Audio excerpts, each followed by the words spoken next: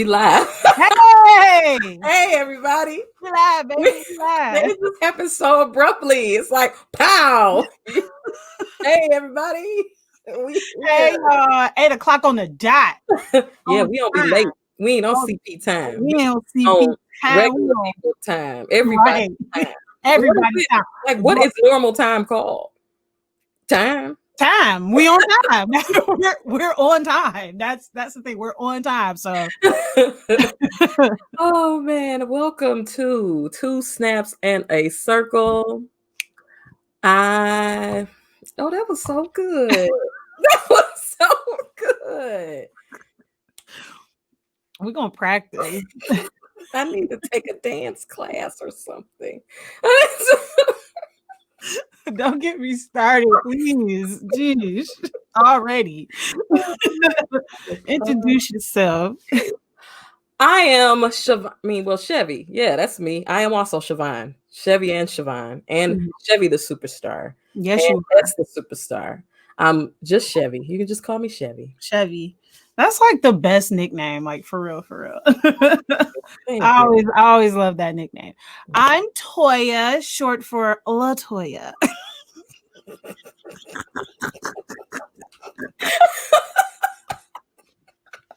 We got the giggles today.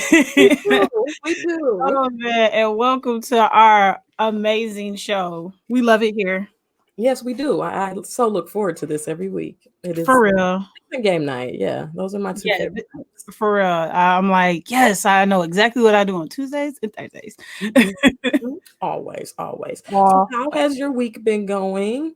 It's been a good week. It was real. The weather was like really dreary, and it was like everything that the rain brings without the wetness. Like it was no rain, so it just it was kind of slow and staying in the house a lot. But like emotionally and physically, I've been like good. Went for a walk a couple of those days. Went out, took a couple pictures. So yeah, it's been a good week. Just kind of chill.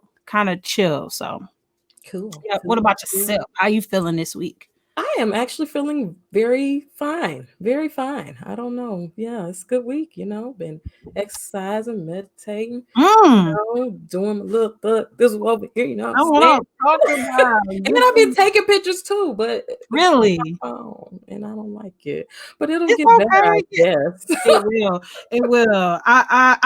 We talked about this a little bit. I think sometimes as a photographer, you get used to a certain like routine or the way photos look, or at least the way your photos look.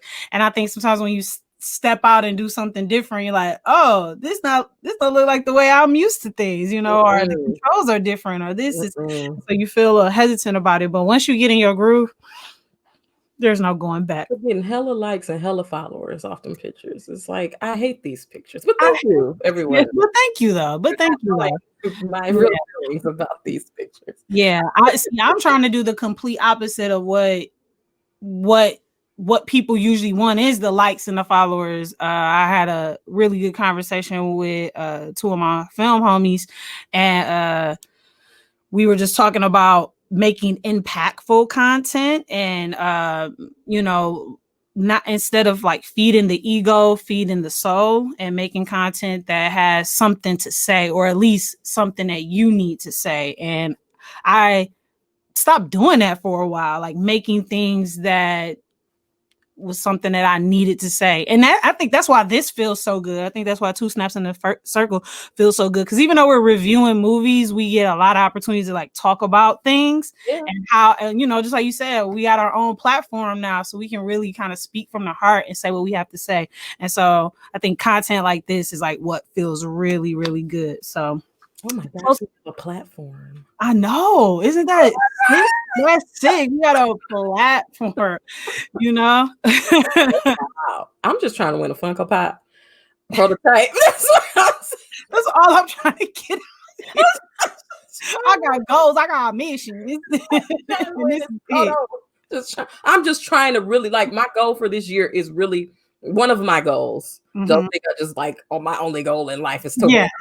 But I never win Funko, nothing. And I want to win something this year. I want to win a Proto. I want to win a Funko Pop. I want to win something I never win. I want to be featured on a page or something this year. Yeah. That's a really good goal. And I think that's something that you can for sure achieve, like truly. So, but you just gotta keep going at it. It's gonna happen. And maybe even more. You never know. Oh, well, hopefully more than that. But yeah, it happen at some point. But, right. But if you're new here, if you're new to what we do, we review movies, old and new. And we just kind of talk about life, movie news. This is a growing show. You know what we're doing right here. What we're doing is our 7th episode. Yeah, we're very, very excited about that. And maybe that's why we feel so good, because 7 brings like a lot of good luck, and so maybe that's why. No, is 8 the number? No, let me not get biblical here. Yeah. I'm not saying that you can't get biblical, because Jesus is always in the building. But I see where you're coming from. Maybe we can break that down a little later or something like that. 7 is the number, though. Yeah. Anything else you want to add about like 2 Snaps in a Circle to people who are new to us? Oh, yes. So if you are watching and you are liking what you hear, you should follow me, Chevy the Superstar, here at this channel, which is my channel. I do star power points. Every 10 minutes you watch the stream, you get 10 star power points. When we, get more viewership, more following, we get a little deeper into the show. I'm going to be giving away prizes, or we're going to be giving away prizes. We're going to be giving away prizes. What else could we give away? You can't really go to the movies. So sorry, y'all. We'll figure it out. Prizes. Oh, maybe one day, big picture here, we'll all do a watch party together. Like, we could watch a movie together, and you'll know the movie. Maybe you could be a guest. Ooh, that could be fun. Like, that could be a thing. I've done watch parties. Yeah. Really do that. So yes, please, guys, please follow, subscribe to the YouTube channel. Chevy Clark I need to change my name on that, but it just doesn't sound cool. I need to change that. But yes, and turn on the notifications so when we go live, you can get the notifications. And yes, thank you so much for watching. Comment, join the conversation. All that. Oh, also, one more thing. A lot of you guys are scared of Twitch. Like, you're scared to sign up for Twitch because you don't want to another password. Oh, another username. Oh, I don't want to do this. They only play video games. Look, T Grizzly got a Twitch. Period. T-Pain got a Twitch. Soulja Boy got a Twitch. Timbaland got a Twitch. Come on, T's. I know that is a lot of T's, right? You can watch live sports on Twitch. You can watch other things. Podcasts. There's a lot of people with podcasts. There's a lot of podcasts here. So just sign up and expose yourself to a whole new way to watch. They have 24-hour Simpsons channels, 24-hour Family Guy channels, 24-hour Futurama channels, movie channels that play old school movies all day long. It's a great place. And also support your Black streamers. There's so many great Black streamers that you could follow, and just follow them so they can build up their followership, so they can get partnerships, and they can get sponsorships, and they can grow within this medium of communication. Just support us. All you gotta do is follow us. You don't have to come back. You can just follow. It helps. That's a start. Right. It may be one day you'll get the notification and you'll come back and you'll enjoy it. Just support us. Yes. I think it's so important to support our Black content creators across all platforms. Yes. As much as you can. The infamous meme going around was maybe not infamous, but at least for me it is. I've seen it a lot in a lot of different variations, where it has the heart, the airplane, the Instagram, icons, and it just says like how all those things are completely free, or all the different list of things and how much it actually costs as a friend to support your friends, to share your friends things, to tell another person about it, to actually be in attendance. Even if you Right. are here for 10-20 minutes, you can stop in. For our homies that watch us after the fact, that our future friends that watch us on YouTube or watch us on Facebook, like, we appreciate that, and you should seek to do that as much as possible. I have friends that have podcasts, never listen to them, but when they promote it, I try my best to also support it, like it, engage with their content, whatever it may be, just like however you can be helpful. Maybe it's not donating $1, but maybe it's picking up a piece of trash, Right. like, Right. whatever you can do to help out in the world, that's what we're looking for. But when we talk about specifically about our Black content creators, because what we are learning is that a lot of these content creators that are Black, we are pushing the culture, we're pushing these apps. I mean, it's a lot of reasons why I'm on TikTok as much as I am, because they Right. are the ones that I want to see. That's true. I agree. I agree with that. I mean, Black Twitter is a whole thing that people are like, how do I get that app? No, sweetheart, it's a subhead. Like, it's just people That's on funny Twitter. people say that. I seen a funny meme and somebody like saying, like, a white person was like, where's Black Twitter? Like, where do I go to like get engaged with this Black Twitter? Like, it's the Black people on Twitter. It's just the Black people on Twitter. But I didn't realize that I was a part of communities on Twitter until I was talking to Jarrell about it. Like, I am a part of like horror communities and Funko communities and Twitch streamer communities and Lady Gaga communities and Spice Yeah. Girl community. Very, Yeah. my stuff. Yeah. Yeah, totally. I mean, that used to be a thing on Facebook, like Facebook pages, Oh yeah, I'm a part of a lot of Facebook groups on Facebook as I well. want to say that I got into this mood where I moved into the Times, and I was like, I don't want all of this on my Facebook feed. I made my Facebook feed really just zeroed in on the family, and and then I started to get more into my groups, like on my Instagram and on my Twitter. So that's where I kind of live in my communities in those worlds. But it's true, like, you have a lot of communities out there. It's just like what I was telling you. A new show comes out. Guess what? A page will be up, a forum will be up, and people will be discussing just this one film, just this one TV show, just this one docuseries, whatever it may be. Like, people fan out and love to make communities for what they love, and I love that. That's very, very cool. You gave me just enough time to share this. That's amazing. I love when it works out like that. And again, to our people in the future, we always want you to know that this is not just about the movie review. This is an actual show. We're really trying to like give y'all some really like sturdy content. So if you do want to just zoom into the review, it'll be later towards the show, so you may have to scrub a little forward if you just scrub forward a little bit. But if you liking what you hearing and you digging us, stick around, because we gonna keep doing this. But yeah, communities, and that's actually what I'm trying to do with Point of View Finder. I back to that whole making content that has more to it. I'm looking to actually build a community now. So I love talking to other photographers about what they love about photography, geeking out and nerded out on our favorite thing to do. Is one of our favorite things to do is take pictures. And so I'm trying to build a community with Point of View Finder instead of just showboating on my photography, because that gets old. It gets kind of old.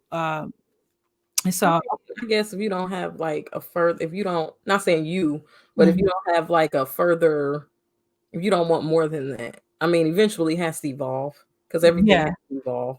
Yeah. So, I mean, like, yeah, that's a good way to evolve.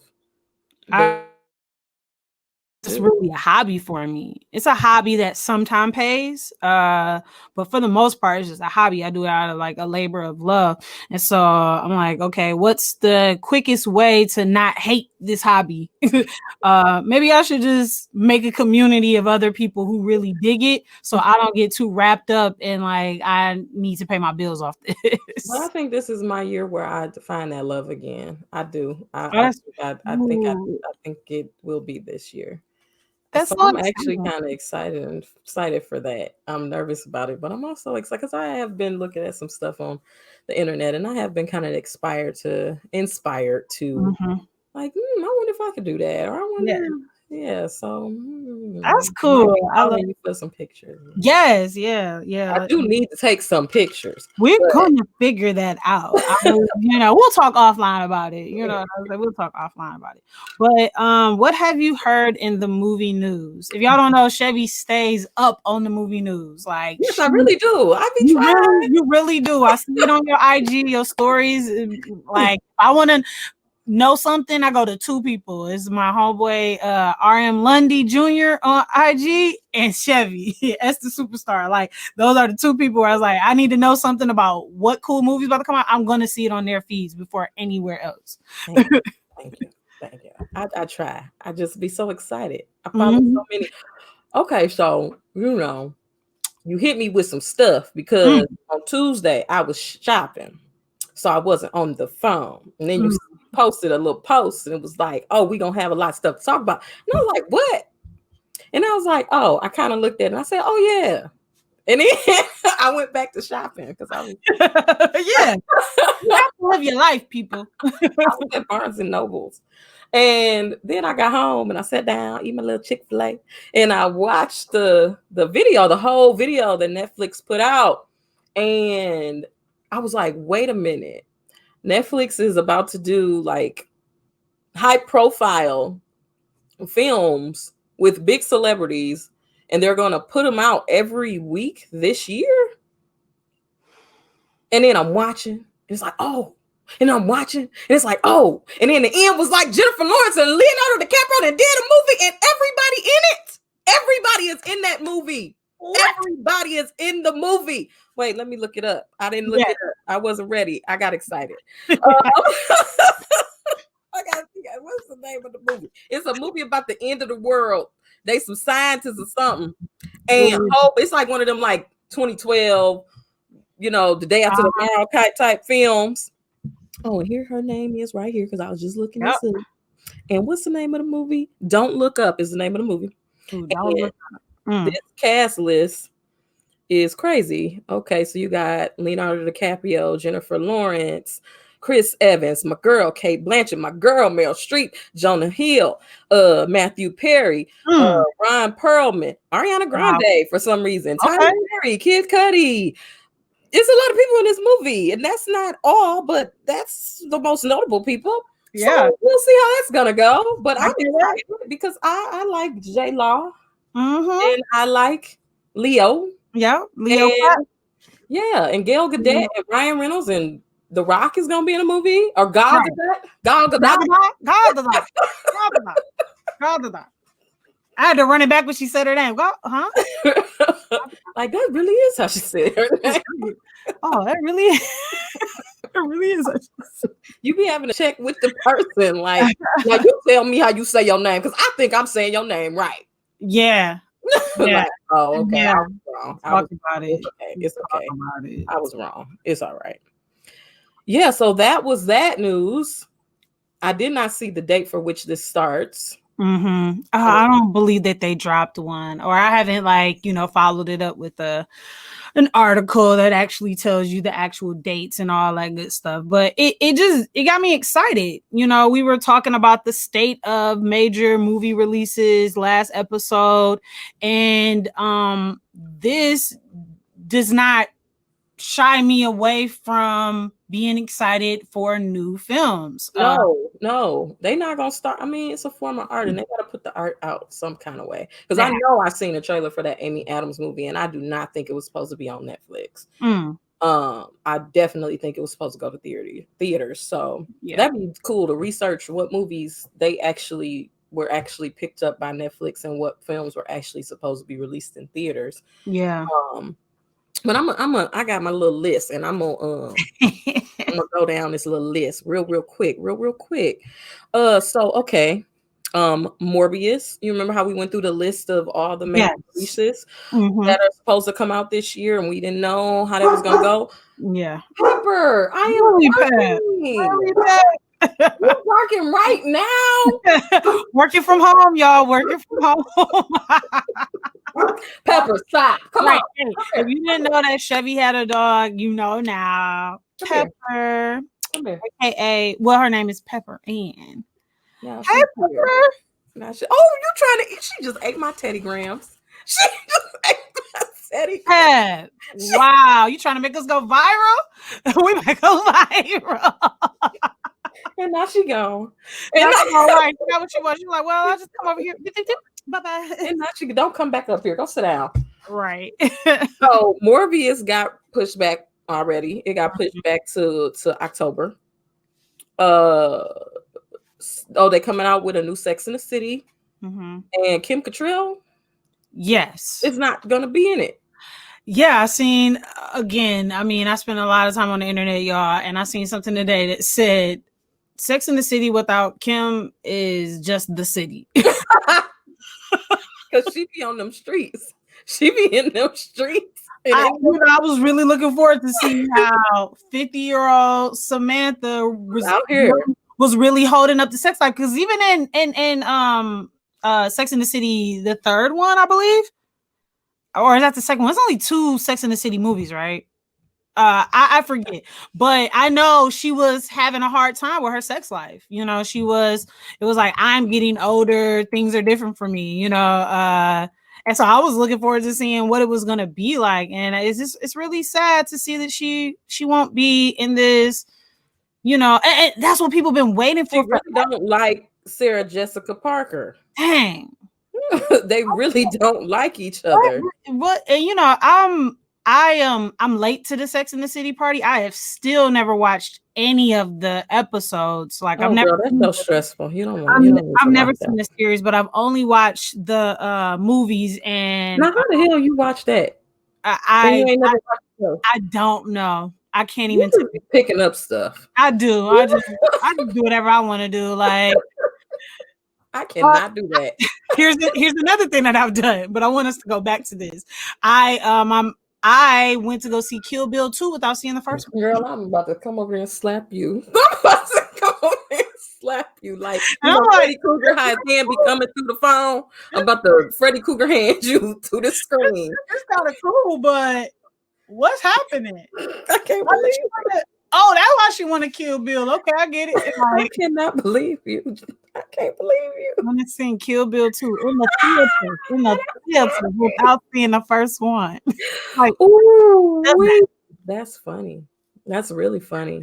Yeah. But it's gonna, you know, it's like, damn, we're really gonna do this without her. But hey, when the energy's off with those cast members, it'd be a no-go. Yeah, you can't go. You just can't. It'd be a no-go for people. It really do. So let's see what else is on my list. Have you heard of the movie Cherry with Tom Holland? No, I have not. It's a movie with Tom Holland, the Russo brothers, the people who produced a lot of the Marvel movies. Made this movie called Cherry. He's this young guy who joins the army, and then he becomes a drug addict, and then he becomes a bank robber. It's gonna be on Apple Plus. Okay. It looks pretty good. The trailer dropped today. Another trailer dropped for this Netflix movie, and I can't think of the name of it at this point in time, but it looks really good. Let me see if I can find it really quickly so I can get the name of it. Let's see. The name, oh, that's not what I wanted to click. The name of the movie is, I don't know what the name of the movie Is it the one that you posted on your story? Yes, I posted on my story.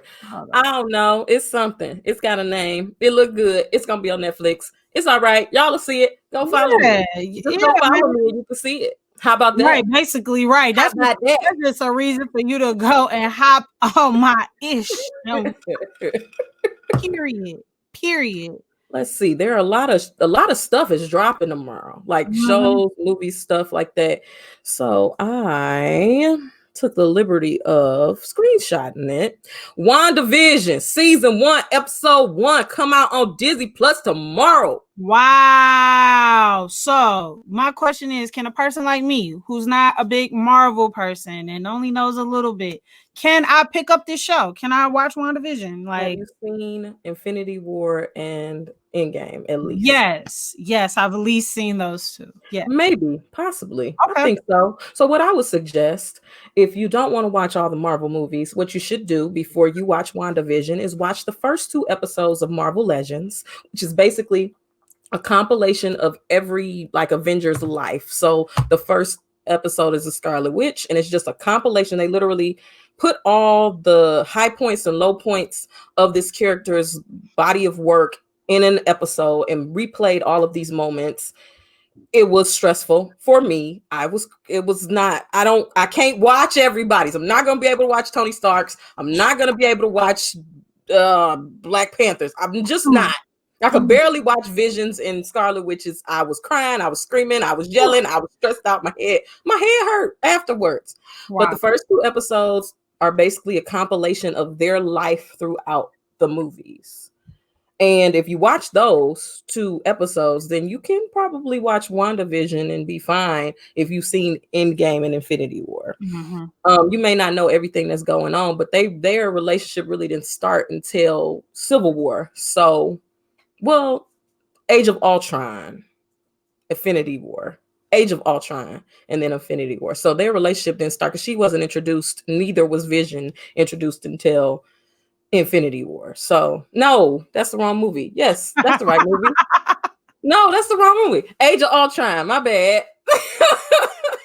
It's a lot to keep up with. I think that's why I get so overwhelmed, like when I'm late to stuff. And that's why I'll just pick up things like at the But I tail don't end. rewatch though. Like I don't rewatch. Like the only thing I rewatch is like the first, like Iron Man 1, Spider-Man 1, Captain America 1. I can't watch the Avenger movies. I just can't. That's a I can't. lot. I can't watch any of them. They too deep, they too real, they too much. Just can't do it. I can't revisit. I like Thor because his stakes are not as high as other characters, Mhm. in my opinion.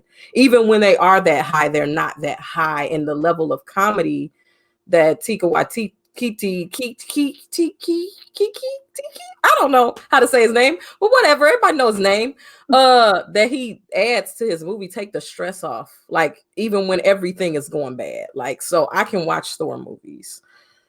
Okay, so One Night in Miami come Yes. out on Amazon Prime tomorrow. The Servant season 2 comes out tomorrow on Amazon Prime. I mean, wrong channel, Apple TV. Apple TV. And for me, Disenchantment comes out tomorrow, part 3 on Netflix. It's a Matt Groening show. And Abby from, what's the name of that show? Abby, you know what I'm talking about. Abby from the freaking show that came on Comedy Central. And Alana. Abby and Alana. Abby and Alana. Oh, Why I forget her real name. I forget her real name. That's their real names. Oh yeah, her name. Yeah, it is her real name. That is Alana and I Abby. can't think of the name of the That is show. their real name. I can't think of the name of the show. To save my life. Well, anyway, that's that. We're not about to sit here all day trying to figure out her daggum name. Right. Not at all. And I think that's it. Oh, I wanted to save this for last. Let me make sure I went through all of my things. Oh, we have some very sad news to present.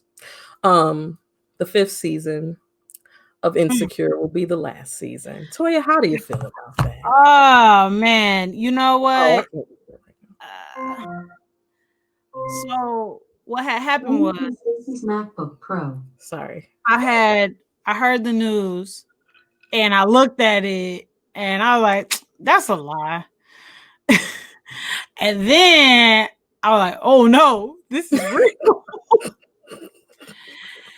And I'm not as shocked and hurt as people would think that I would be, only because I've been preparing myself for this. And honestly, after just being blessed with season 4 during the quarantine, I had already kind of set myself up for, oh my God, this might be the last season of Insecure.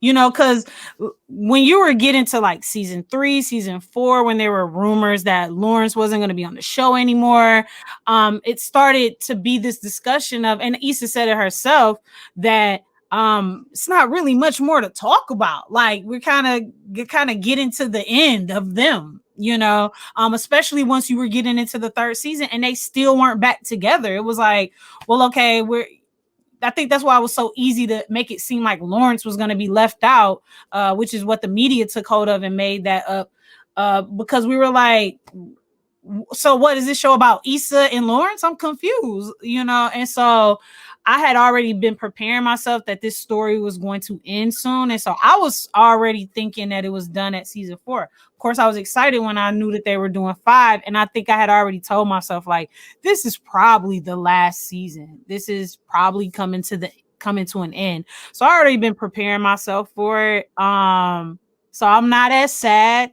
I think the time will come, but I was rewatching our episode the other day. I was watching our episode the other day, and I made that comment about, like, Issa should make a movie about them.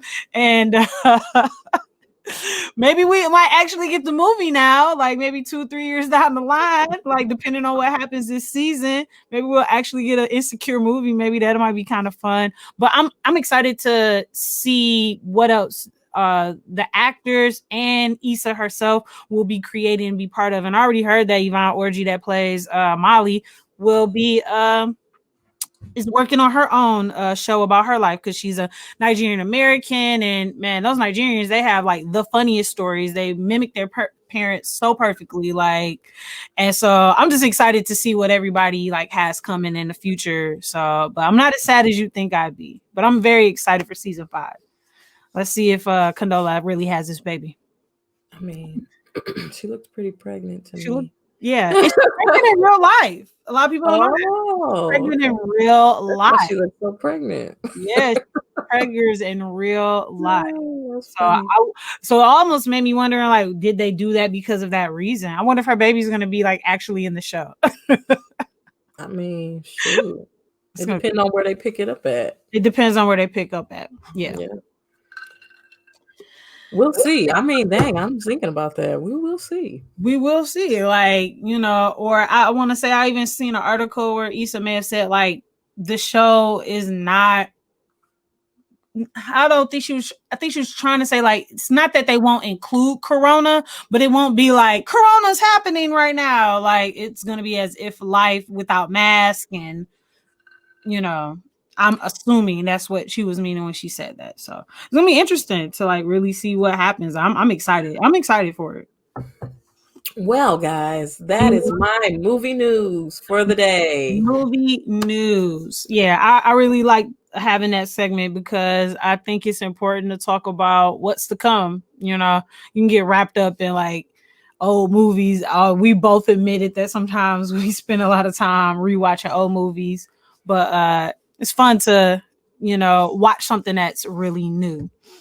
Yes, it is actually. I mean, depending on what it is, because sometimes it can be very stressful. Yeah, so this movie, Queen and Slim. I think we should traditionalize like reading what the movie is about. I agree. Rotten Tomato actually really broke it down in a really amazing way. I don't know if I still have it up on my phone. Let me see real quick. But I love the way they broke it down. No, it wasn't Rotten Tomatoes, unfortunately. Sorry. Okay. But go ahead, read a synopsis. Oh, read it. Oh, I didn't go ahead, still read it. Oh no, it was from it was actually like on Google. Like the way that they broke it down was cool. So I'll read it. I got it. All right. Go ahead. All right. Sween. That's what we're gonna call them. Sween. When they come together, they're sween. All right. That works though. Actually, It works. Slim and Queen's first date takes an unexpected turn when a policeman pulls him over for a minor traffic violation. When the situation escalates, Slim takes the officer's gun and shoots him in self-defense. Labeled cop killers in the media, Slim and Queen feel that they have no choice but to go on the run and evade the law. When a video of the incident goes viral, the unwitting outlaws soon become a symbol of trauma, terror, grief, and pain for all people across the country. And I thought they did a great job of like telling you what happens in the movie. It's no secret what he does. They told you the whole movie. I don't like it. Yeah, but they do tell you the whole movie, but I think they still leave out a lot of stuff. But like, hello, okay. I loved it. Maybe it's because I've already watched it. Maybe it's like damn, they did that. They told you what the movie. This is the clip note. Maybe that's why I loved it, because they actually told you what the movie is. But here's Rotten Tomatoes, though. They kept it short and simple. Because you're trying to watch the damn movie, not write a paper. This is the critics' consensus. Stylish, provocative, and powerful, Queen and Slim tells a gripping fugitive story steeped in timely, thoughtful subtext. See, it's so many ways that you can tell what this movie is, you know. But if you had to give a synopsis of what Queen and Slim is, what would you say? Okay, let me.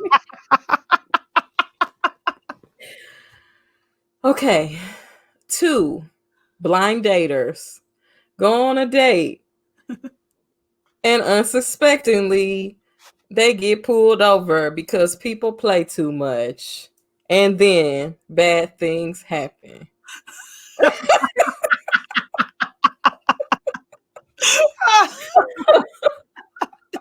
In that voice. That's the movie announcer voice. Yes, that's what happens.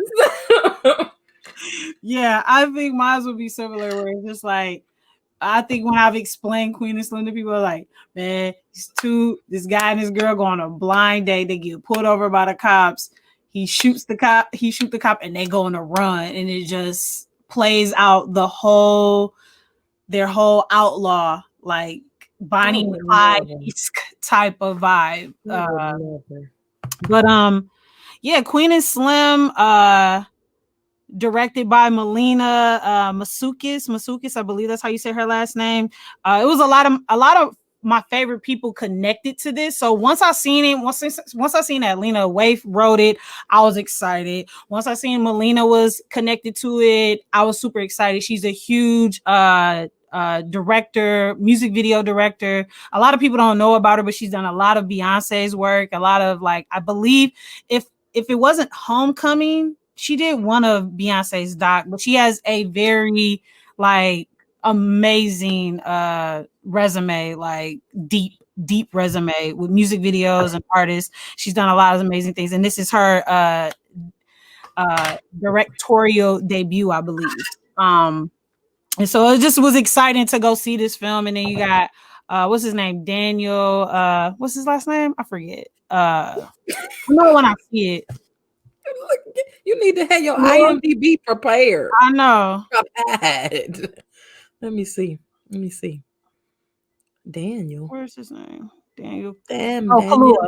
Kaluuya. Okay. Yeah. Got it. And then Jodie Turner-Smith, I was very excited about, like, her. She did an amazing job as Queen. She did an amazing job. And so I just was like, it was dope seeing. Okay, before we get into that, I guess we should just get into, like, let's talk about the blind date. Let's talk about the why he chew so loud? People chew loud. No, that was ignorant. People chew loud. I wouldn't even. Why she didn't drive? Some people in like 2020 or 2019, 2018. Nobody lets the date pick them up anymore. This is true. Most people like get a ride together. Why they go to a freaking diner? Show up. Oh, why did he say that they go to that diner? He liked the food. He knew that diner, right? Yeah. Why she just didn't get up and because he drove?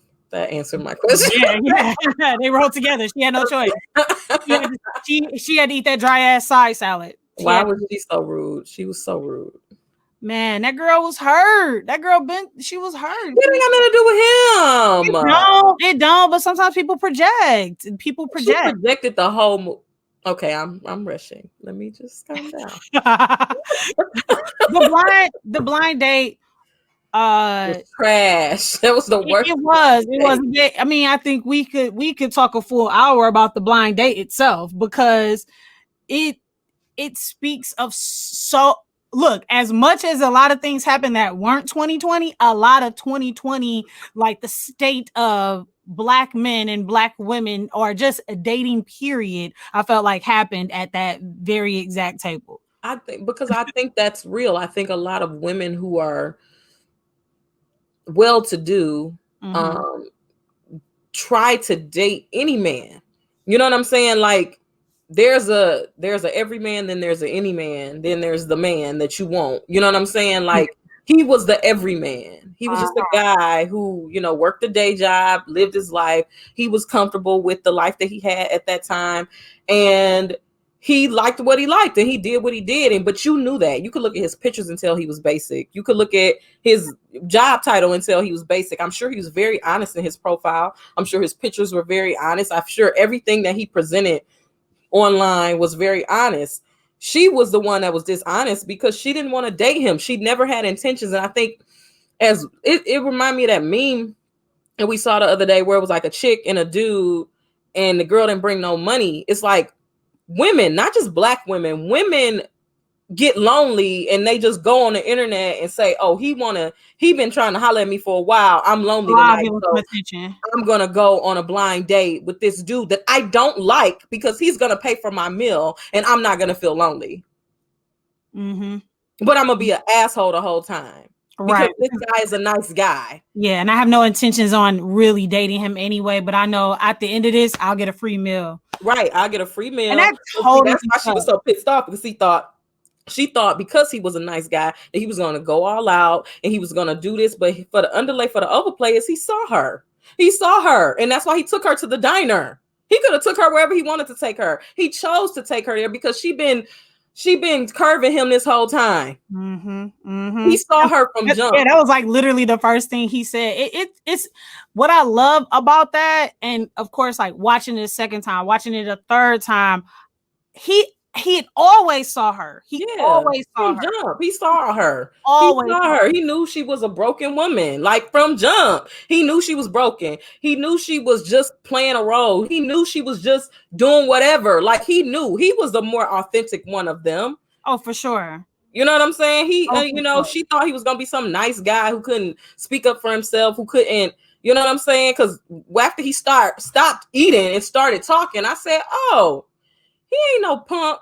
You know what I'm saying? He's just a nice guy. And a lot of women, and I'm not going to say Black women, I'm just going to say women, don't realize there's a difference between a nice guy and a person you can walk all over.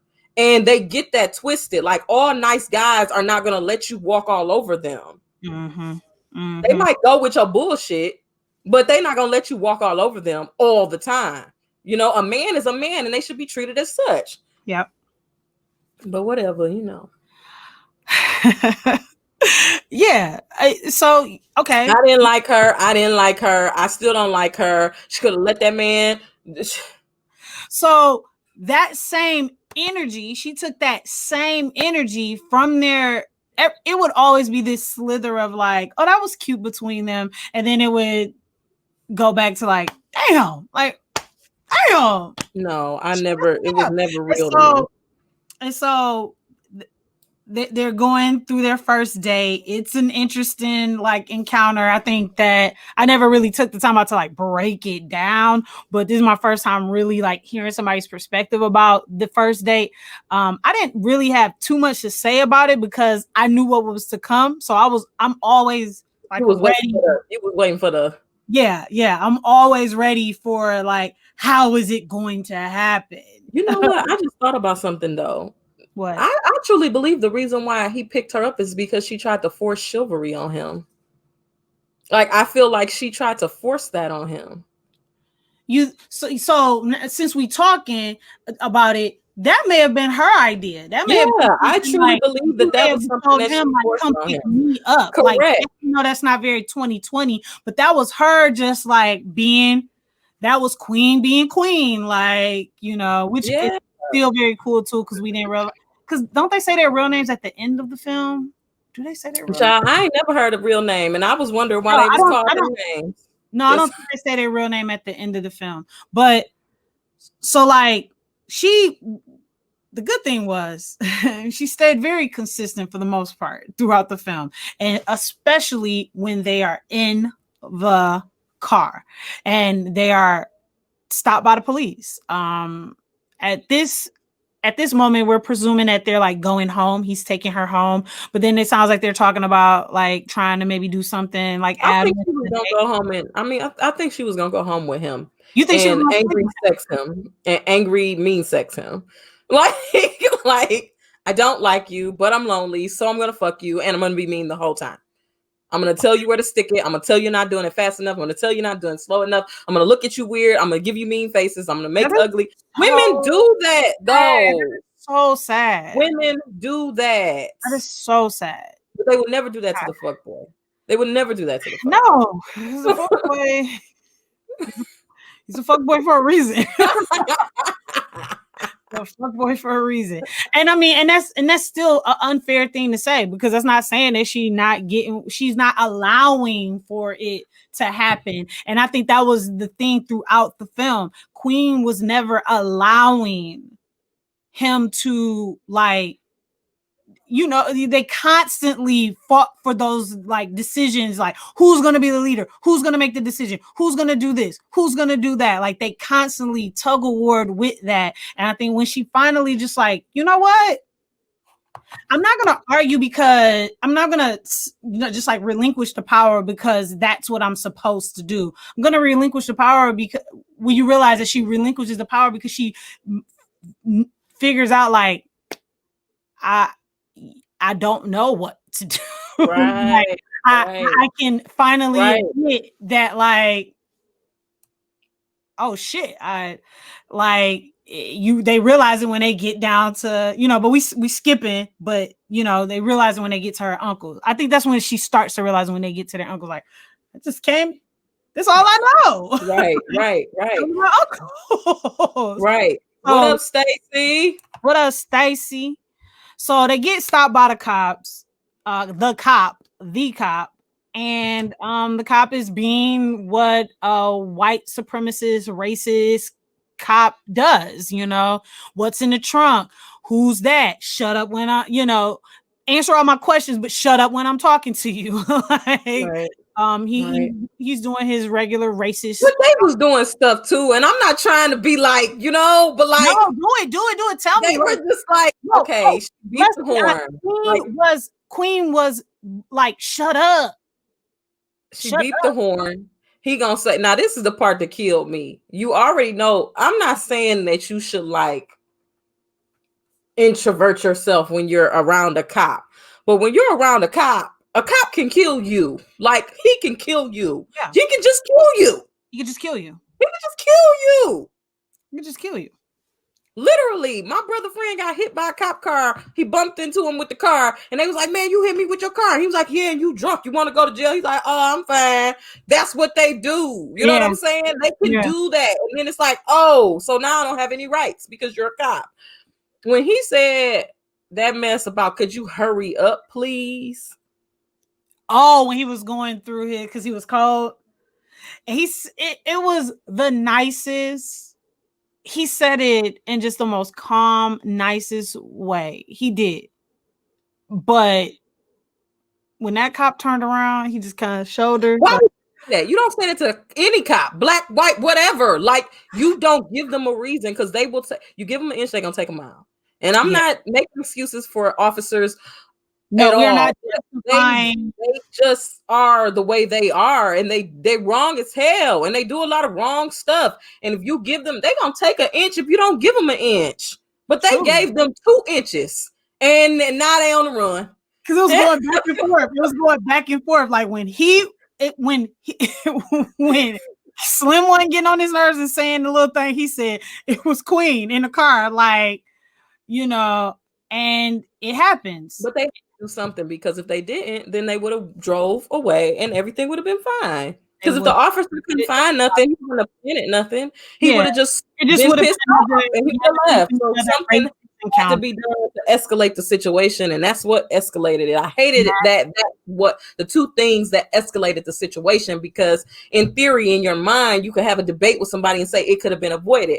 I'm not saying the racist cop is right, because he was definitely racist, and all cops aren't racist, but he definitely was.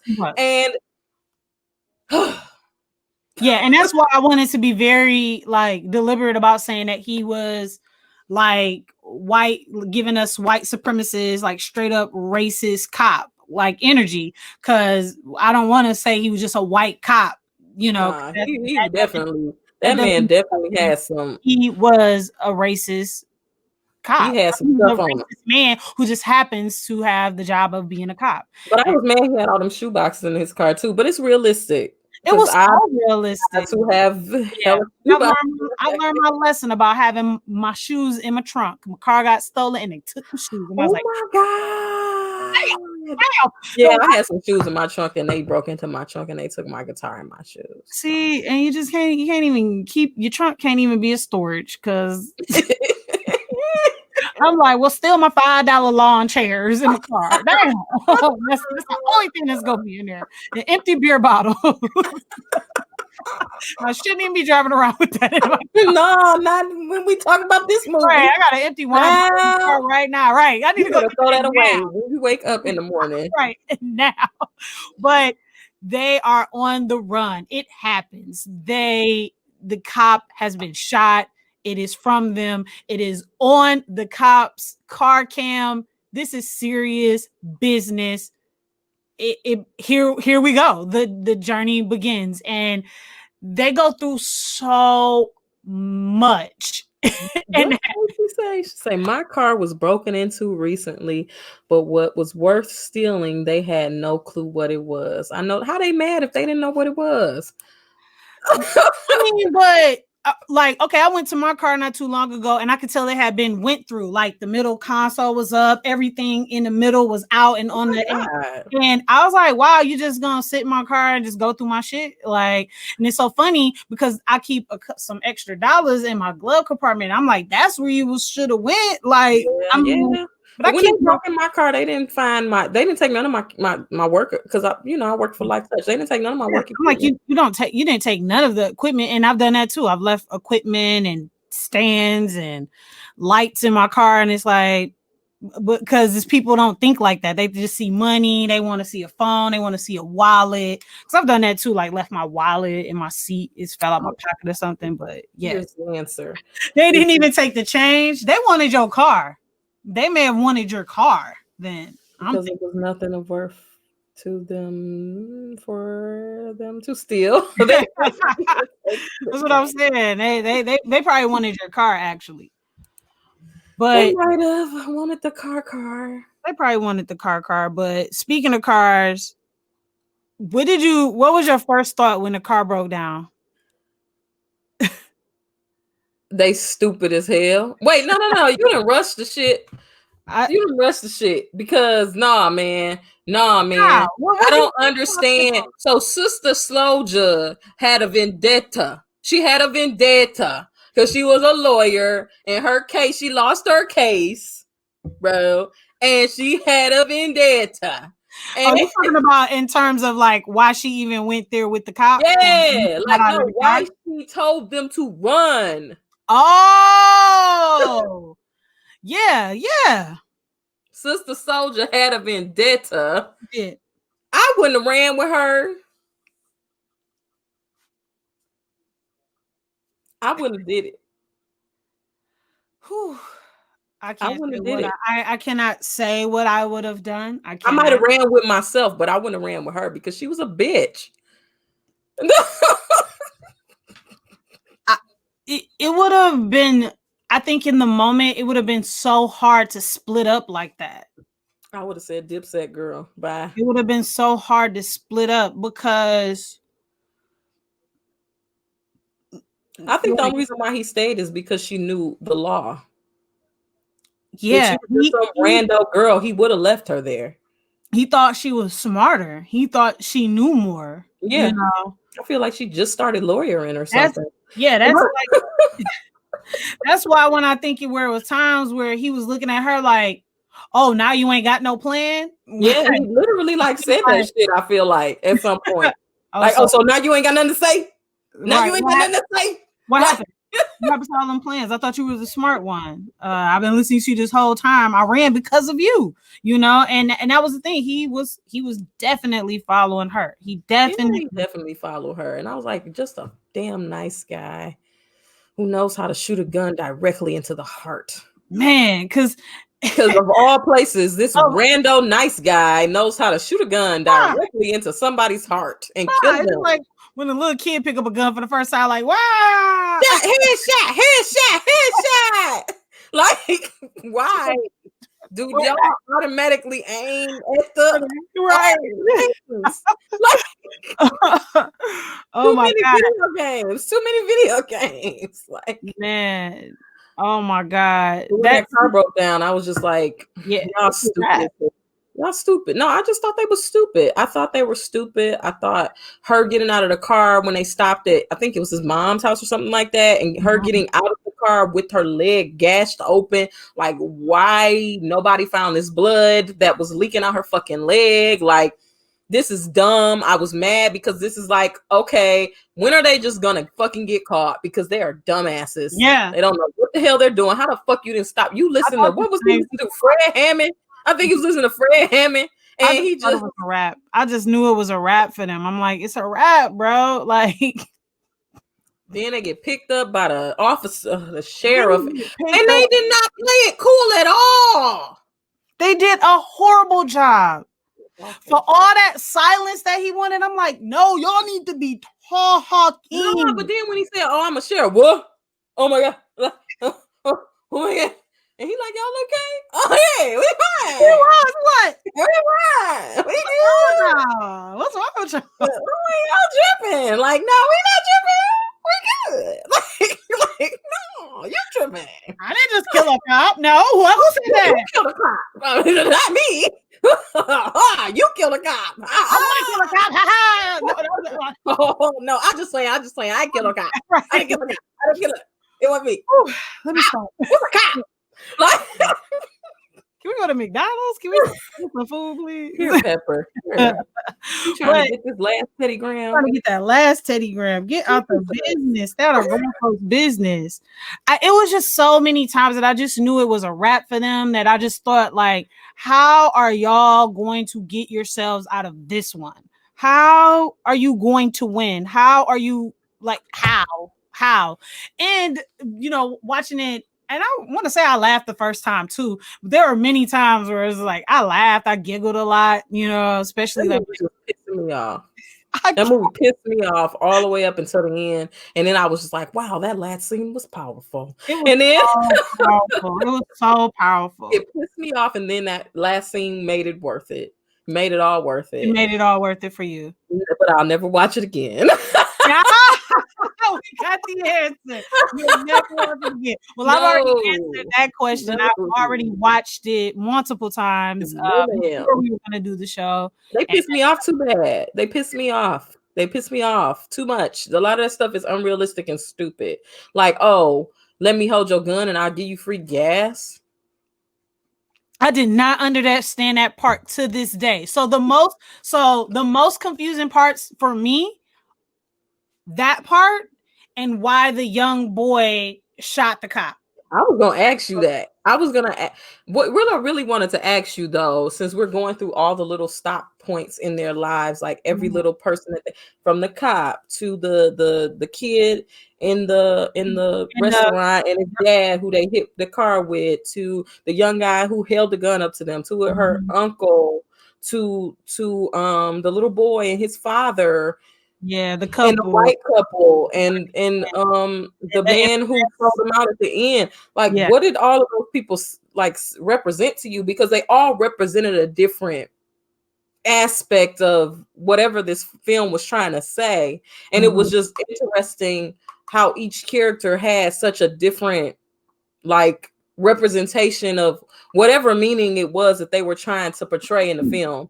I don't know what the meanings was, but that's why I was gonna ask you. I don't know exactly what the meaning was either, but like hearing you say all of that, the thing that comes to my mind is typically we're on the other side of this. The think about out of those all of those people that they encounter, the other side is the other 95%. I don't know math like that, but the other, well, let's just say it's 98% of people are like just reading and watching the media. So we just see cop killers, where all these people are encountering them. And you heard like the man that they the father and the son combo, where it's like the son looked at them like and I'm talking about the early one at the restaurant, where the father is like, right on, like, you know, y'all did what y'all could do. You know what I'm saying? Y'all did what y'all was supposed to do. Then you come in contact with the uncle who's like, I got a weird relationship with my niece, like, but you know, I believe my niece and I want to help her, and I'm gonna do what I can to help. And so I just think it was just showing the way that a lot of us don't get to hear we don't get to see the other side. Oh man, we just don't get to see the other side. And I think that they wanted to show that there are other people, even just the way the young boy idolized them. It was very different than the one boy who's like, y'all went viral, like, look at this, that's cool as fuck, you know. Wow. Where the other boy, he's like, man, like, if I could ever like get an opportunity to do something as like magnifying and just I don't even know the word, but just he basically said he wanted to be a martyr. He wanted to be a martyr. Yeah, so he felt like that was his opportunity, and he could really follow in their footsteps, you know. And he idolized them way different than the young boy did. That was like, y'all viral, bro. Like, I'm meeting some people who just killed the cop. This cool as fuck to me. Like, hey, but I don't want to kill. That's crazy though when you say that, because that really bothered me when the teenage boy made the statement when they were walking on the water and basically said like he wanted to it was very significant when he said, I just can't remember what he said because they said it and then he said it. And what bothered me about them is they didn't realize they didn't want to take into account the significance of what they did.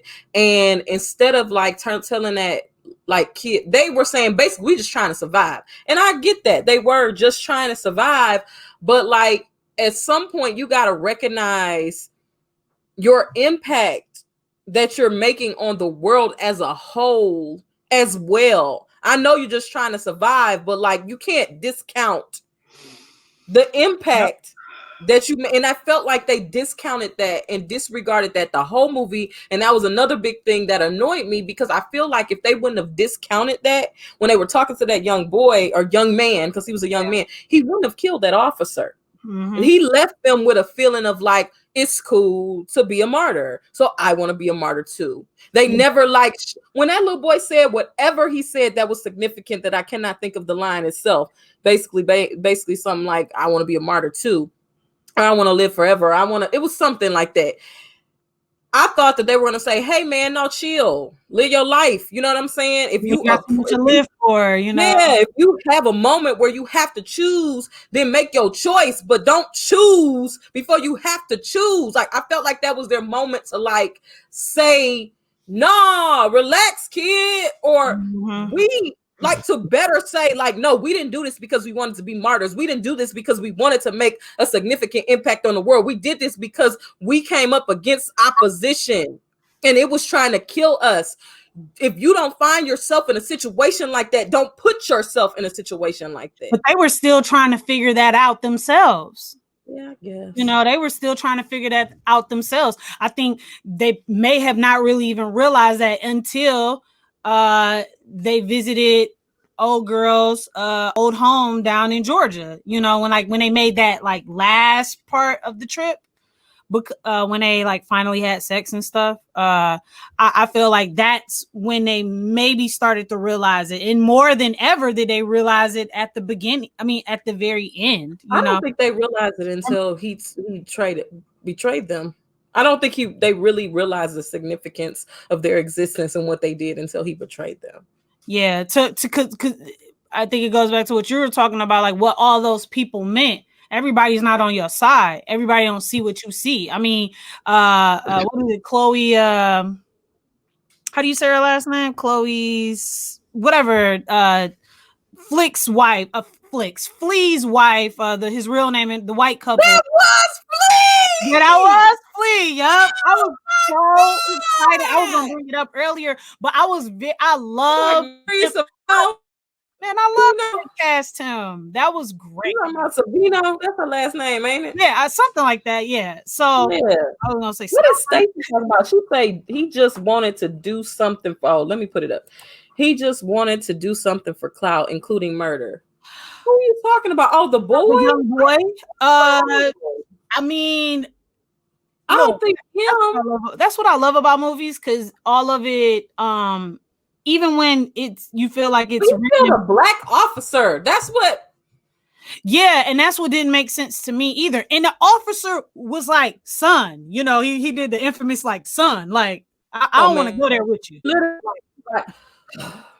Look, like that, like yeah, like look, nah, I don't want to do this with you.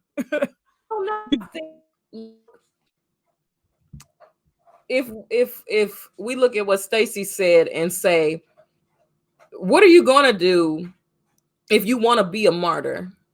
And you at that point where it's between your choosing this life to be immortalized and choosing this life to say, oh, the cops told me to go home, so I went home. So what you mean you had the gun to his head and you didn't pull the trigger, my nigga?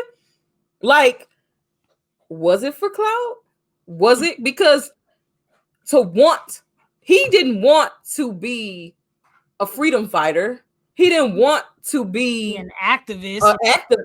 He right. wanted to be immortalized. A leader of a martyr isn't someone that wants to do the work.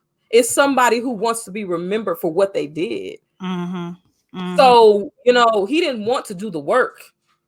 He wanted to be remembered for what he did. That one thing that he did. Because you can go and kill hundreds of thousands of people by setting off one bomb. You know what I'm saying? And that's what you did.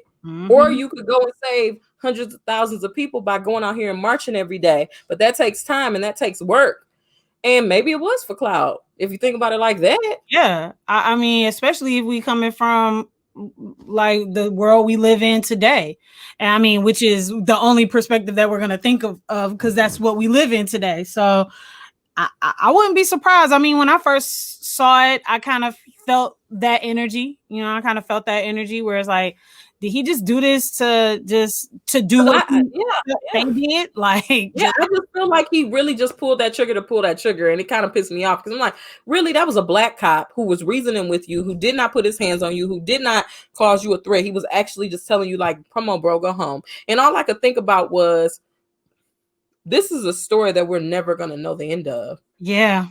And this young man's father is going to resent these people who are now dead. So he can't go to them and be like, look at what you did to my family. So this is always going to be a thing. He's going to now have issues with his own race because of this as a father, because now his son has lost his life. And so have they.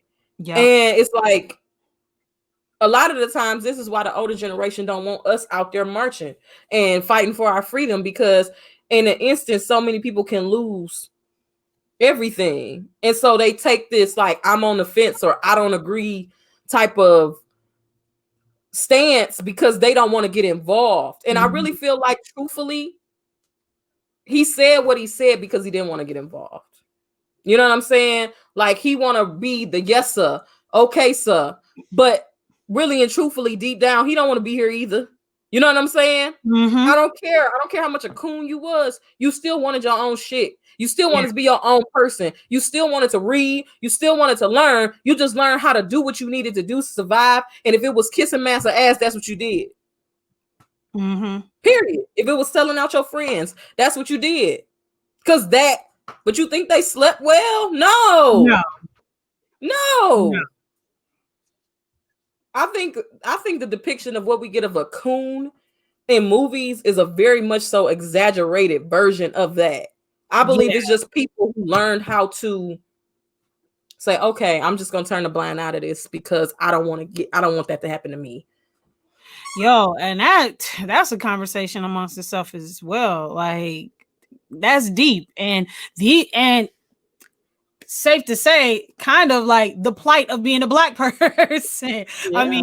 I mean, when the things that we battle, the things that we constantly battle of living in this white world, in the white man's world, and like being like, damn, do I just accept it? Do I go with it? Like, is this the type of energy that's gonna have me out there bold with a with the emo haircut, like non-pressed hair, like trying to act like some Justin Bieber type ish, and like, fuck BML, BML, fuck BLM.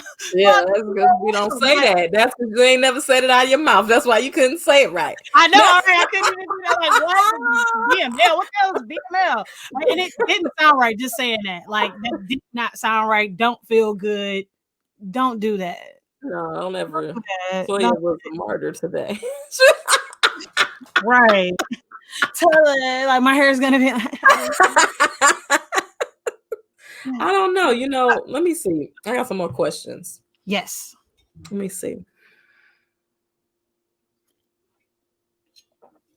Okay, since we've moved past like the kid and all that, my other biggest question for you, because I'm a true believer in circumstantial situations. Okay. Circumstantial friendships, circumstantial love, circumstantial relationships.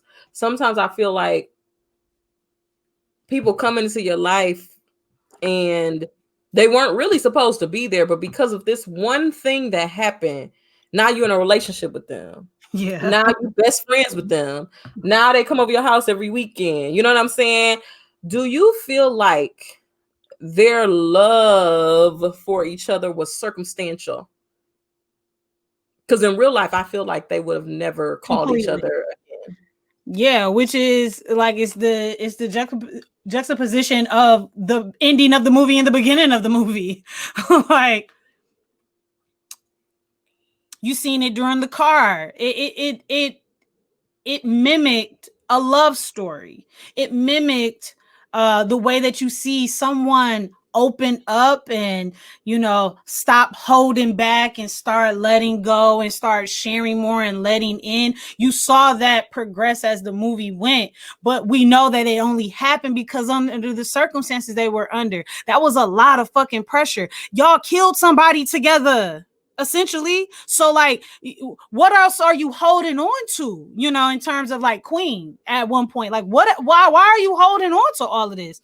That's why they shared that intimate moment going to visit her home, because that's like the equivalent of letting your family meet your boyfriend, your significant other, and so I think that the film mimicked the way that people typically fall in love, but yes, it was very circumstantial because But that's why I couldn't get with it. It wasn't believable to me because I knew in my heart that if he wouldn't have snatched his phone from her and he didn't swerve and they didn't get pulled over by the cops, they would have went their separate ways and they would have never talked to each other again.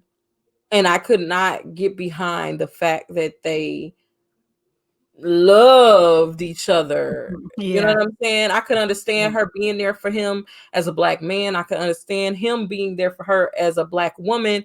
But the fact that they loved each other, like that, I couldn't really get behind that because it was a love. It wasn't love. You know what I'm saying? I agree. I don't think it was either one of those loves. I think it was really just an act of love. Like, this is the result, or this is the result of what happens when you put they had each other. That's all they had. Like, other than the moment of him calling his dad, like, he been about her for 2 days, a week, 3 days. Yeah, I can't. It's a lot. I mean, it's basically Thelma and Louise, but a guy and a girl. I'm sure if Thelma and Louise was made in 2020, they would be lesbians. Low-key. Oh my God, they would be. Yes, they would be lesbians. Totally. Because why? Why, Because girl? Brad Pitt is not. Brad Pitt was beautiful, but Brad Pitt was not I necessary. haven't seen that movie in years. Brad Pitt was at his finest in that movie, child. Oof. But like that would be a lesbian movie now. Like I literally watched the episode that they did a parody about that of the Simpsons, and it gave me straight lesbian vibes. Like if they remade Thelma and Louise, people would be mad because they would make them lesbians. Period. But when you ride for somebody like that, to me, it's an act of love. It's an act of love. And to think that they started this as, a first date, their first time ever meeting each other, for real. And to end the way that it did, I mean, we better love each other. Like, we better be more than friends at this point. Like, and that's what I'm saying. It didn't have to be romantic love. It could have been. But look, even you say like two women, they come out lesbians. Like, I mean, shit, you about to die. You might as well try. You might as well. You might as well. It's this act of. To me, it feels like this act of love. Like when you ride for somebody, like they were all about each other and trying to get free and try to be free and trying not to go to jail and trying not to be killed. So what? You almost got no choice but to fall in love. Like, I mean, I guess. But because what you said, because of the circumstances, okay, maybe two other women wouldn't fall in love and they wouldn't be lesbians. Maybe two other men would just be ride or die homie gangsters. I don't know. You can say that's bad boys. I mean, right. You know what I'm saying? We ride together. We ride together. You know what I'm saying? So, but they loved each other. They loved each other. And so, yeah, maybe it doesn't always. So, to answer your question, yes. And of course, like knowing what we know, they would have most likely went their separate ways and never encountered that type of love that they had for each other by the end of the movie. I say either way they would have had sex. I believe either way they would have had sex. I love your take on them having her giving him some mean, angry pussy. I totally JJ. Whatever. We should be grown here all watching. So I totally agree on that take because I can see it. And I'm not gonna say that I'm not guilty of maybe doing things that I didn't want to do with people that just because I didn't want to be lonely. Like, well, you here. I'm gonna try to give it a little effort.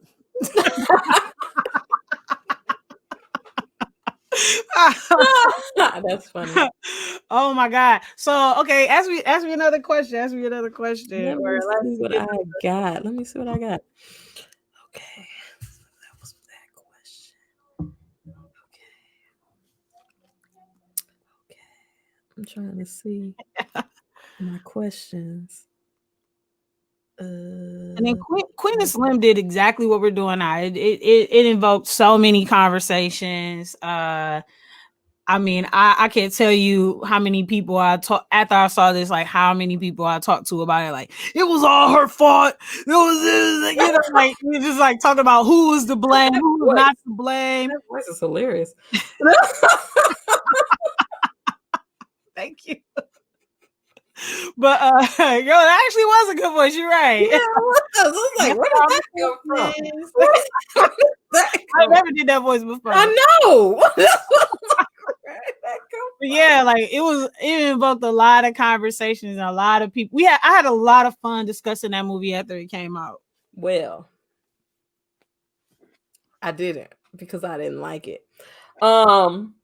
So okay. So let's just elaborate more on the last dude. Like every person had played their role. Everybody did their part. Yeah. So we don't give up too much for the people who actually probably haven't seen it. Well, go see the movie, people. Go see it. Go watch it. Black woman wrote it. Black woman wrote it. Black woman directed. 2 black lead stars. Like, come on now. Go see the movie. Yeah, go see the movie for the Bokeem, culture. Woodbine is in it. Like, come on, man. Come on, man. What's that? That's the uncle. Uncle, Oh yeah, that man. The yeah, not man. Uncle Leroy. What's his name? Let me get my IMDb.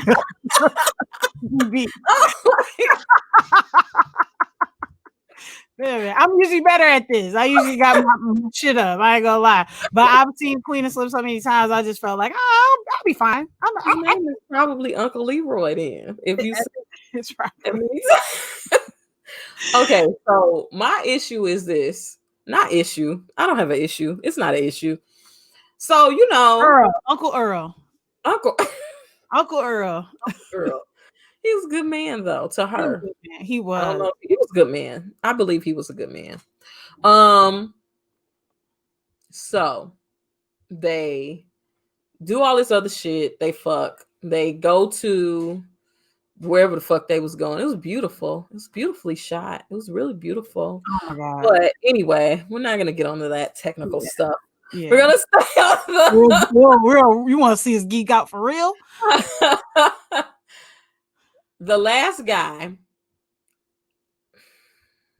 The issue that I had with the last guy is everybody else was upfront with how they felt. Everybody else was upfront with their opinions. Everybody else was upfront, but they were like, I'm gonna help y'all. Even the officer who picked them up on the side of the road was like, look, I saw the video. Shit wasn't right. I don't want y'all to go out like this. I can help y'all. The last dude was not up front with how he felt. Not for real. He did not question the morality of the situation. Until, he didn't. Never questioned the morality of the situation. He just said, hey, it is what it is. Basically, in a roundabout way. Yeah. Got to do what I got to do. And, but I felt as a viewer, I don't know, because it was just like, okay, they finally made it to their destination. They're going to make it. You felt at ease? Yes. I with did too. him more than all the other characters. Everybody. I went to go see this in the movie and I was genuinely shocked. You was like, oh my God. Like, but I was smoked with them. Like, yeah, like when because I kept saying he gonna betray them. He gonna betray them. When they got in the car and they smoked together, I said, oh no, he a good guy. I was like, and then when he turned to him, I said, oh my God, I cannot believe he smoked with them, and then he turned them in. And I'm not gonna lie, I went to go see this with one of my friends, and my friend had to be like, he set them up for me to be like, oh. He did, and I knew exactly when he did it. It was the phone call, because it was the phone call. Because when he made that phone call, I was like, "Oh, he's setting them up. He's setting them up. He's setting them up. He's setting them up." That's what I kept saying. And then when he smoked weed with them in the car, I said, "No, he ain't setting them up. He a cool ass nigga. He a cool ass nigga." Then cool ass bitch ass nigga. Because all the anger has subsided. All of the, fuck their little relationship, because now they can go down. I basically like, okay, now we're done. We're done now. They made it. They made it, and everything is gonna be okay. And whatever little kind of relationship they got, they can flesh it out when they get to Cuba, and everything is gonna be okay. Everything gonna be all right. Everything is gonna be good, and then it happens. Put your hands up. Stop. I said, oh no! Bring this up. I don't think I got into the movie till they got safe. I don't think I really let my guard down as a viewer and stopped being mad at them until they were safe. No, I mean, that's why, for all the things like the confusing scene at the gas station, the boy shooting the black cop, like this circumstantial like love story being created, for the way that Lena just kind of like they made it with all they stupid dumb decisions. Nope. And then it was like, oh, bitch, so you just gonna do it like that? And it had to be a black man. Now, if Mira Sorvino would have turned on him, I'd have been fine. The fucking officer even let them get away. He opened the fucking garage door for them. One man said, "Just go, bye." I ain't see because it. that officer just pissed me off because he called me boy. Yep, just off that. Just off that. And that's why it bothered me so much. And that part was funny to me. That was one of the parts when I laughed. I was like, this is funny. I did laugh at that part too. I'm not even gonna lie. But that's the issue that I had with the last guy giving him up, because I feel like every black person in that film had to come to a point. But that goes back to the coon thing. I think what truly makes you a coon is when you betray your own people. Period.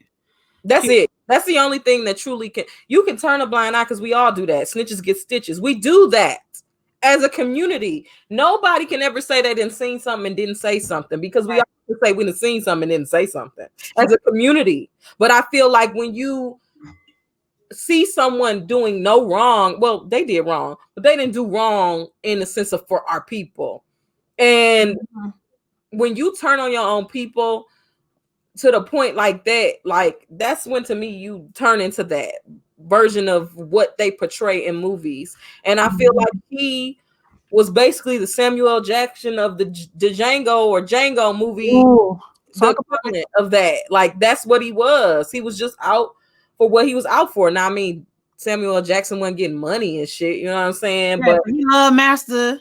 Yeah, he was about his paper. That dude was about his money. He was about, and I mean, there's dudes out here like that, and it's sad. It's people out here like that who will let their best friend get killed because of that money. You know, it's just so sad. Like that was so sad. Like that ending was so fucking sad. Like, damn, they made it all this way. It's like a set it off version too. They made it all this fucking way only to die. And I mean, like,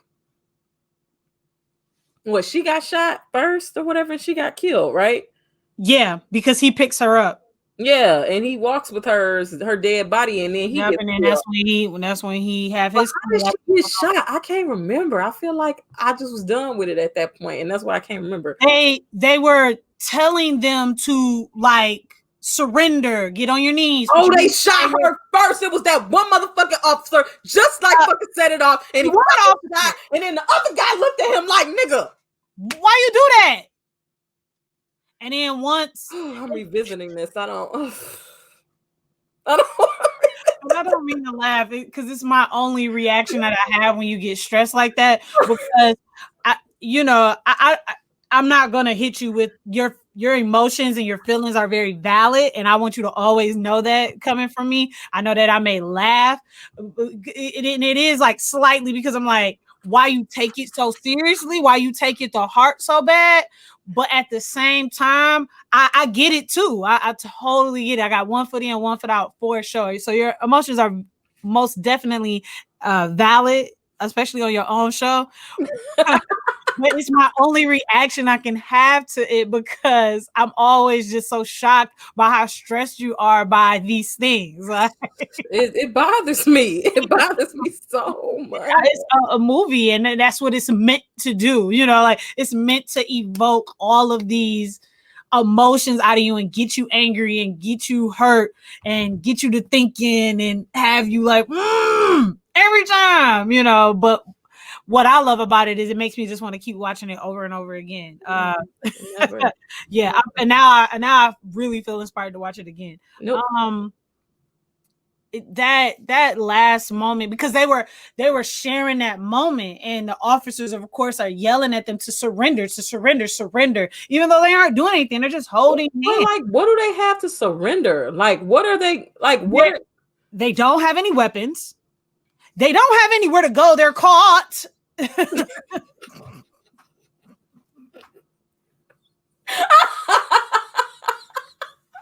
Yes, they are. They're caught. Yes, they are. Oh God. Why you shoot, lady? Why you shoot? And I was mad that it was a lady. I know. It's just like, girl. Damn it. Then they shot him all, bow, bow, bow, bow, bow, bow, bow. Bow, bow, bow, bow, bow, bow. And then I was like, wow. And I was like, oh my God. And I was like crying. And I was like, this is powerful. And I said, this is fucked up. And I said, I don't like this. I don't like this shit. And then I was like, oh, it's over. And I was like, wait, it's not over. Right, it's not over. It's not over. And they show. I'm glad I didn't cut it off because I'm good for like, sometimes when I watch TV shows, really it's TV shows, if it's like too much and I feel like the episode is done, I will cut it off. Yeah. And then somebody be like, oh, you didn't see that part? And I'll be like, nah. It was like, it was after the last commercial break. I said, oh, I was done. So I didn't see that part. Look, I didn't come back after the commercial. Yeah, I went farther as I could go. I thought the episode was over. So how did you feel about that scene where they're showing everybody's reaction to what has happened? What happened? And the way they portrayed them. Okay, don't laugh. But like that whole part was fine, but when they showed the morgue, them in the morgue and stuff, I was like, they ain't dead. I was like, I gotta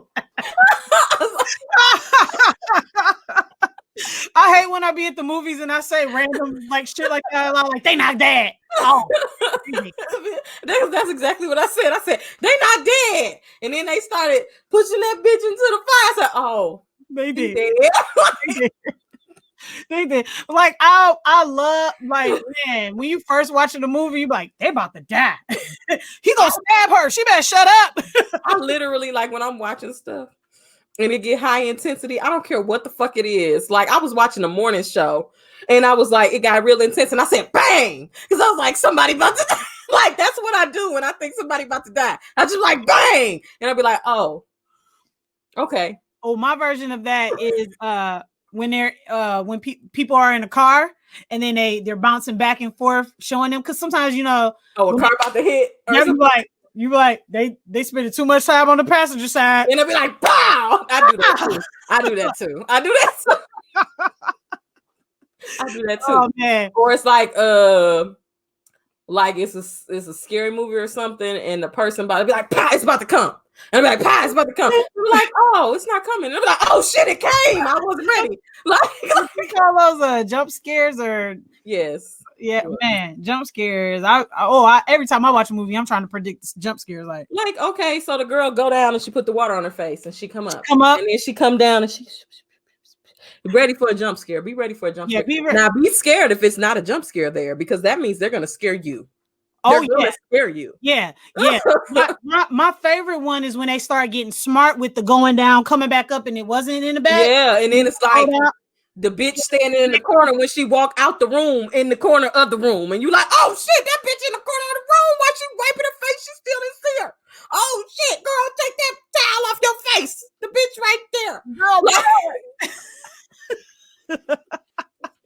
you're crazy. So your verdict for sure is it's not a Krampus in the sense of, oh no, I don't think it's a bad movie. I just don't think I can watch it again. Yeah, they pissed me off too much throughout the whole movie, and then the end is too much. Yeah. And then, like, I mean, you know, the end after the end, because it was a double end. In my opinion, when movies continue after the knowingly end, like that was the end of the movie. They could have went to black, cut the black, and we just all walked out the movie theater. And like, damn, I feel like adding that end made you think that there was gonna be more with the characters, because I feel like we already knew their significance.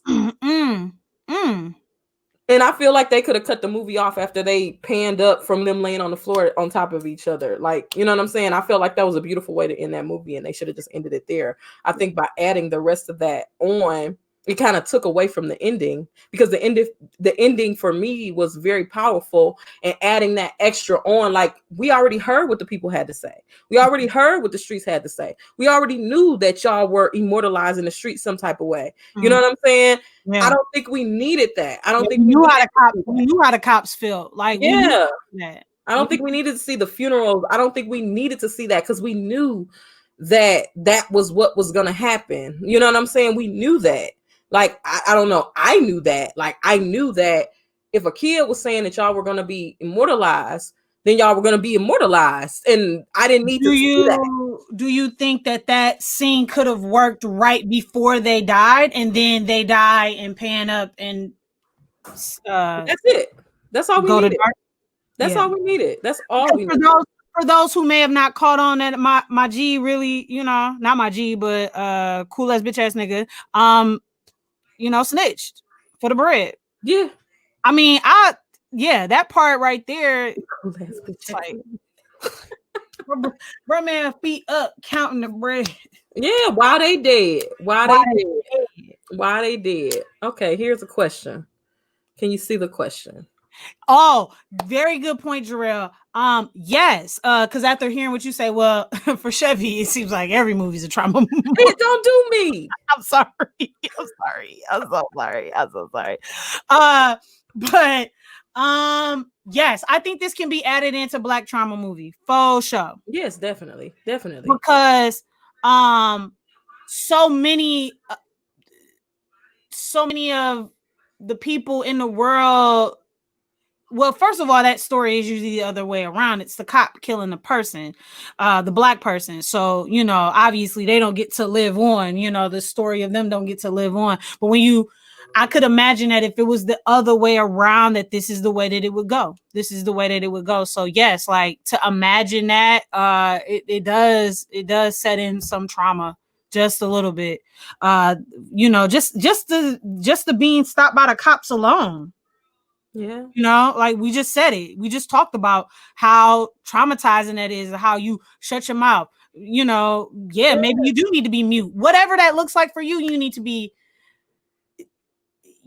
a certain way, right? You think you need to be a certain way to keep yourself out of danger. Right. Like we're already traumatized by that, but we all know that you can't even do that. Right. You can't even do that and still be killed by the police, unless you do what they did. You kill the police, and who wants to be out there shooting up cops? As racist as that some of them can be, as much as some of them maybe deserve. I hate to, forgive me, Lord, for saying something like that, but like,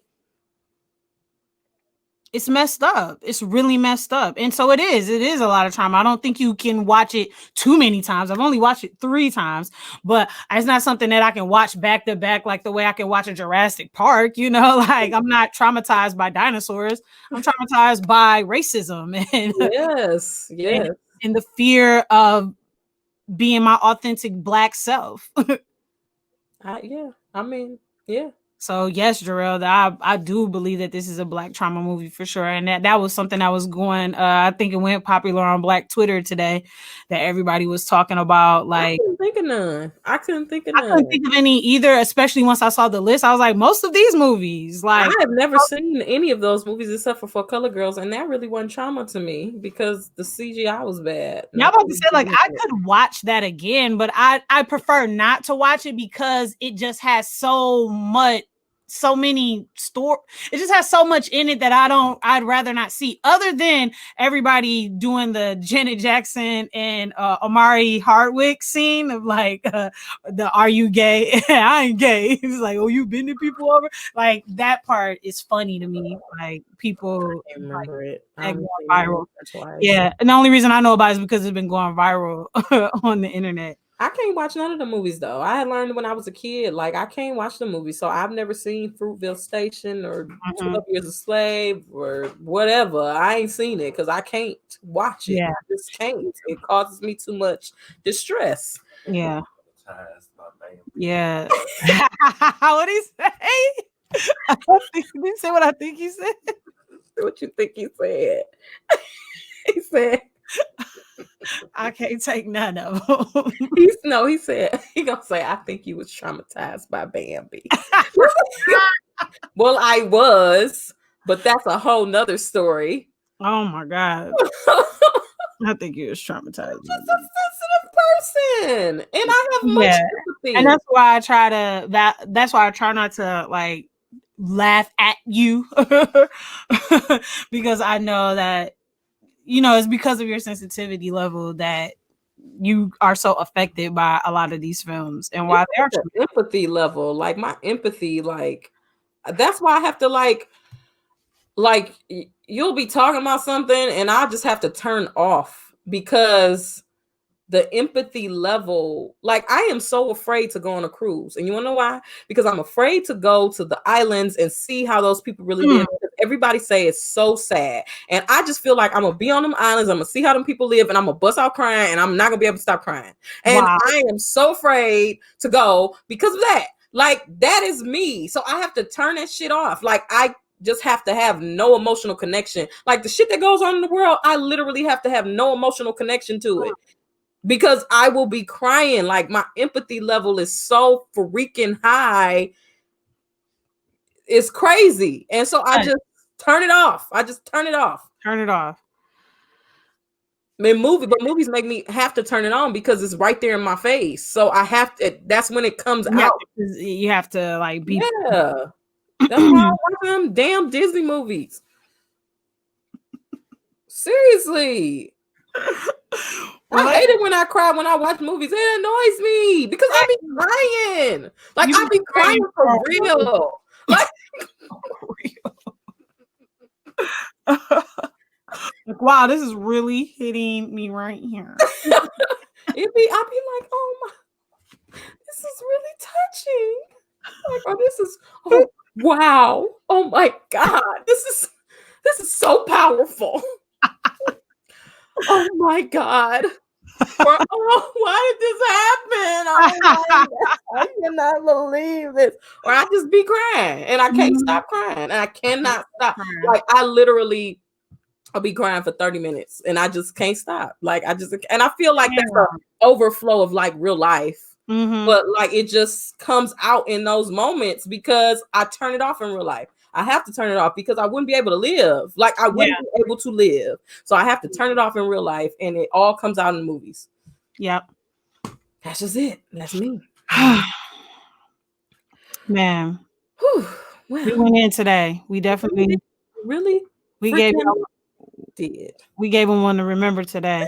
This is just the beginning, y'all, because I mean, I think this is gonna naturally happen when we start talking about our people, talking about things that we're, you empathize with and you like have such deep feelings for it, and much very opposite of a coon.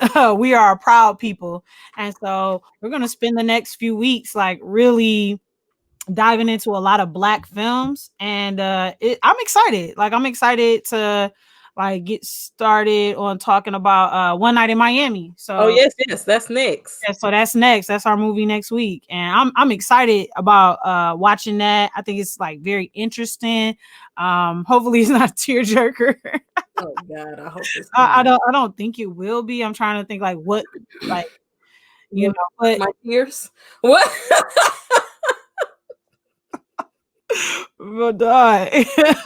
but yeah, I'm super excited for the coming weeks as we head into Black History Month. But over here we celebrate Black History 365. You feel me?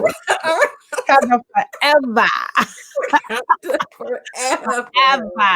But I did a horrible job of reminding Siobhan, reminding Chevy when to like, tell y'all about star points and all that stuff. Because we got too into it. Because like we said, we on our 7th episode, we just, we getting into a groove, baby. It's like, it's happening for us. So, work with us. But Chevy, tell them the stuff.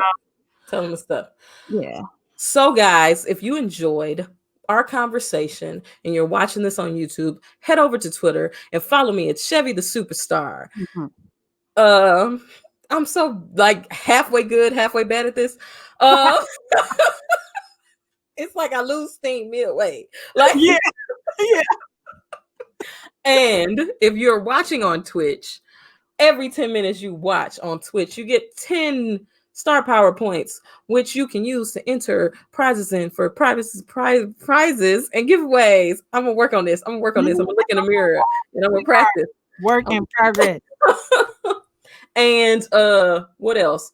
Next week we watching One Night in Miami. Yep. I'm super excited because all the TV shows are starting to come back. Blackish, 911, many other things that most people don't watch that I do are coming back as well. So yes, it's an exciting time in life because TV is coming back. Film has never left us. It just left the theaters. Yep. So I'm very optimistic about the way the world is going right now because we still have the art of film and it's not going anywhere anytime soon. Yeah, I mean, what do you have to say? Exciting. I don't have anything to add. I'm just excited for the future. Okay, so we have to do our sign off, right? All right. Yeah. Yeah. So for our friends that are new, we had this, I don't know what happened, just random like yelling out stuff. Like what's gonna be cool is when people rewatch this or as we rewatch this too, like you start to see how we build this show. We make the show in the show. Yeah, we do. I like that. I mean, I don't know how Siobhan feels. I don't know. What are we gonna do? I mean, if I ask you come on live and you answer, then it is what it is. Pretty much. But we do movie quotes. And sometimes maybe it'll have like something to do with the theme of life or what we've been talking about or the movie itself.